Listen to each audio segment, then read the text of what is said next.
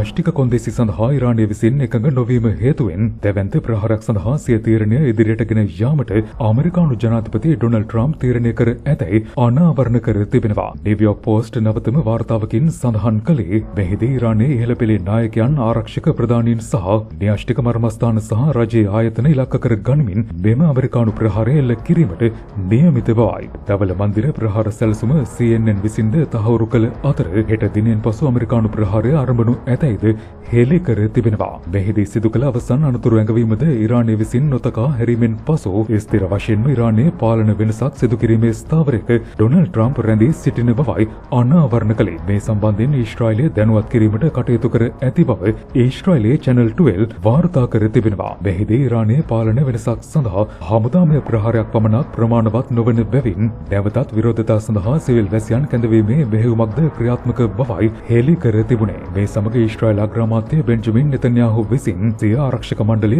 අද විශේෂ සාකච්ඡාවක් සඳහා කැඳවා ඇති බවද දැනුම් දී තිබෙනවා. වොෂින්ටනයේ ඉරාන ප්‍රහාරයක් සමග මතුවිය හැකි අවදානම් පිළිබඳ මෙහිදී සාකච්ඡාවට ලක් කරනු ඇති බවයි Channel 12 සඳහන් කළේ. දවල මන්දිරයේ වාර්තාවක් ඔපුටා දක්වමින් CNN වාර්තා කළේ මේ වන විට ප්‍රහාරයක් සඳහා ප්‍රමාණවත් හමුදා ස්ථානගත කිරීමක් ඇමරිකාව විසින් සිදු කර අවසන් බවයි. මෙහිදී සිදු කරන හමුදාමය පියවරකින් පසු ඉරානයේ ප්‍රතිචාරය අපේක්ෂා කරන බැවින් මාරාන්තික මට්ටමින් සහ ඉරාන හමුදා බලය අඩපණ වන ආකාරයේ ප්‍රහාරයක් සැලසුම් කරමින් සිටින බවද අනාවරණ කළා. මිසයිල කවඩා දියත් කිරීමේ මධ්‍යස්ථාන සහ භූගත විකපඩා වනසා දැමීම තීරණාත්මක වන අතර නැතහොත් එමාවි ඉරානය විසින් පලිගැනීම සඳහා භාවිත කිරීමේ අවදානමක් වර්ධනය වන බවයි හෙළි කර ඇත්තේ. න්‍යෂ්ටික එකඟතාවයක් සඳහා වන සාකච්ඡා ඉරානය විසින් අතහැර දමා ඇති අතර මේ සමග ඇමරිකානු ප්‍රහාරයකට ප්‍රතිචාර දැක්වීමේ සූදානමින් පසුවන බව දැනුම් දී තිබුණා. මේ සමග ඉරාන විදේශ අමාත්‍ය අබ්බාස් ආරක්චි වෙත ඇමරිකාව සමග සාකච්ඡා කිරීමේ සීමාවක්ද පනවා ඇති බවයි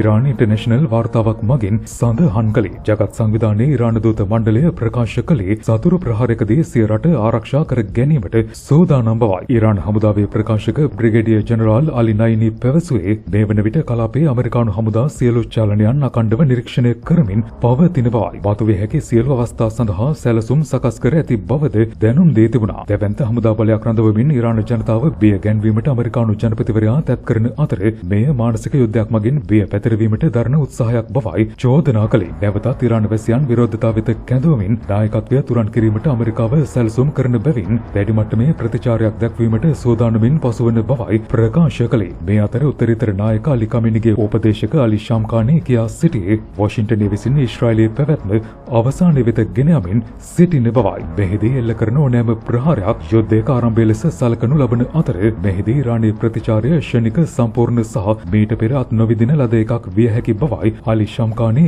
අවධාරණය කළේ. මේ අතර කොංග්‍රසයේ වෙත අදහස් දක්වමින් ඇමරිකානු රාජ්‍ය ලේකම් මාකෝ රූබියෝ කියා සිටියේ මැද පෙරදිග කලාපයේ වෙත තව දුරටත් අතිරේක හමුදා බලය කැඳවමින් සිටින බවයි. මැද පෙරදිග කලාපයේ පහසුකම් මටක් තුළ වටයන් 40000ක් ස්ථානගත කර ඇති අතර මෙම ස්ථාන ඉරානය විසින් ඉලක්ක කිරීමේ අවදානම බැහැර නොකරන බවයි ප්‍රකාශ කළේ. මෙහිදී ප්‍රහාරයකින් පසු අවදානමෙන් ආරක්ෂා වීම සඳහා ප්‍රමාණවත් බලයක් මැද පෙරදිග කලාපයේ රැස් කරමින් ඇතැයිද කොංග්‍රස් මණ්ඩලයට පවසා තිබෙනවා. මෙහිදී ඉරානයේ උත්තරීතර නායකයාගේ පාලනය බිඳවැටීමෙන් පසු ඉරානයේ තත්ත්වයන් අවිනිශ්චිත විය හැකි බැවින් මේ සඳහා සියලු විකල්ප සලකා බලමින් සිටින බවයි ප්‍රකාශ කළේ. මේ සමග මතුවන තත්ත්වයන් සංකීර්ණ විය හැකි අතර ඉරාන ජනතාවට නැවතත් සිය රටෙහි පාලනය හිමිවනු ඇතැයිද ප්‍රකාශ කර තිබෙනවා.